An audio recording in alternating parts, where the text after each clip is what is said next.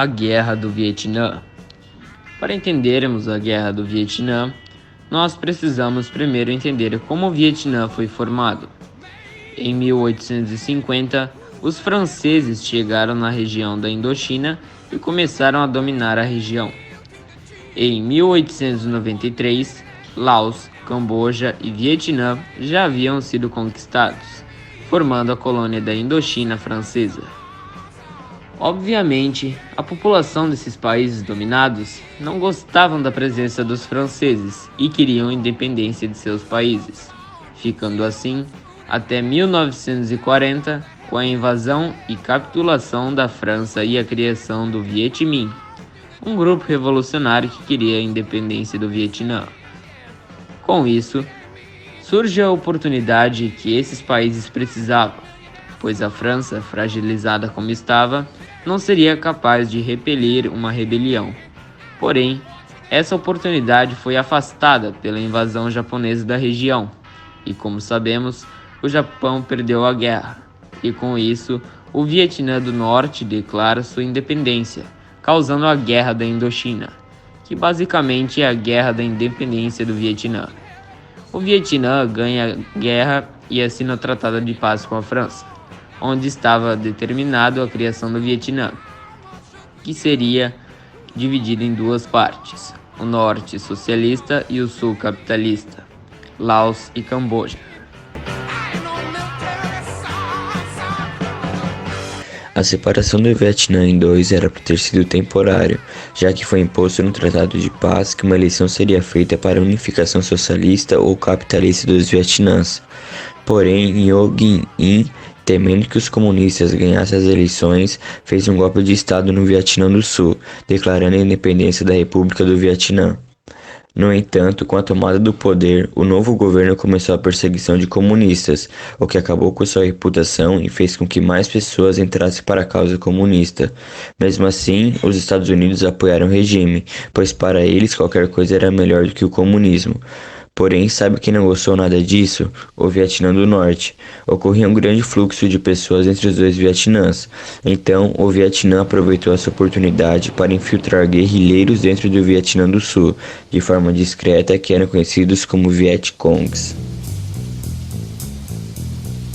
Em 1959, os primeiros ataques às bases sul-vietnamitas haviam começado.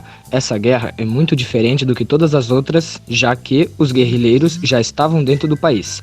Então, não ocorreram grandes movimentações de exércitos ou de fronteiras.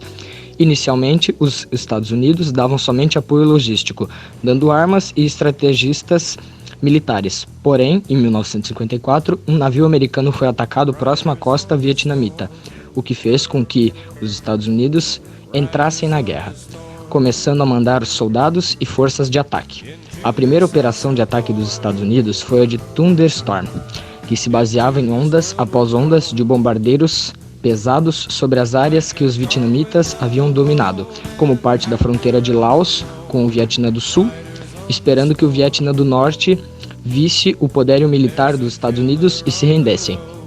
Porém, isso não acontece, e os Estados Unidos são obrigados a mandar mais homens para lá.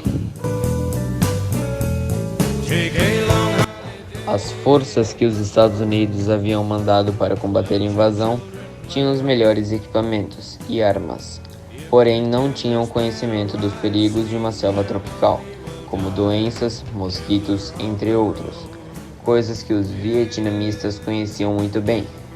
Além de que conheciam o local, armavam armadilhas para os americanos em todos os cantos e armando emboscadas para matar vários de uma vez. Vendo a dificuldade que os soldados tinham, por causa da pouca visibilidade proporcionada pela floresta e pela falta de conhecimento, os americanos começaram a usar armas químicas, como napalm e alguns gases para que consigam devastar vastas áreas de floresta para que seus soldados consigam ver os inimigos. Porém, esses gases ainda causam vários tipos de problemas de saúde, fazendo com que várias crianças nasçam com deformidades. Como os americanos começaram a usar armas químicas, os Vietcongs começaram a cavar túneis subterrâneos que se ligavam uns aos outros, nos quais eles usavam para locomoção, cuidar dos ferimentos e até mesmo cozinhavam dentro desses túneis.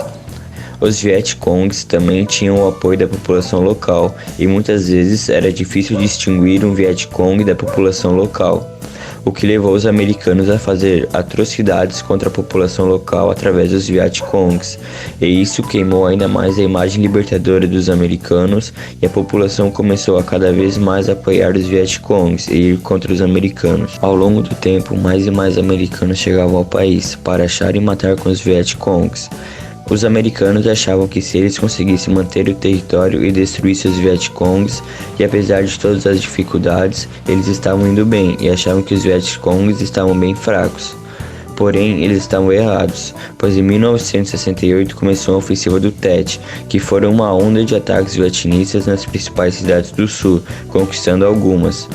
Apesar dos Estados Unidos terem recapturado a maioria das cidades perdidas, isso meio que manchou a imagem deles de superpotência e serviu de propaganda para os países socialistas, inimigos dos Estados Unidos na Guerra Fria.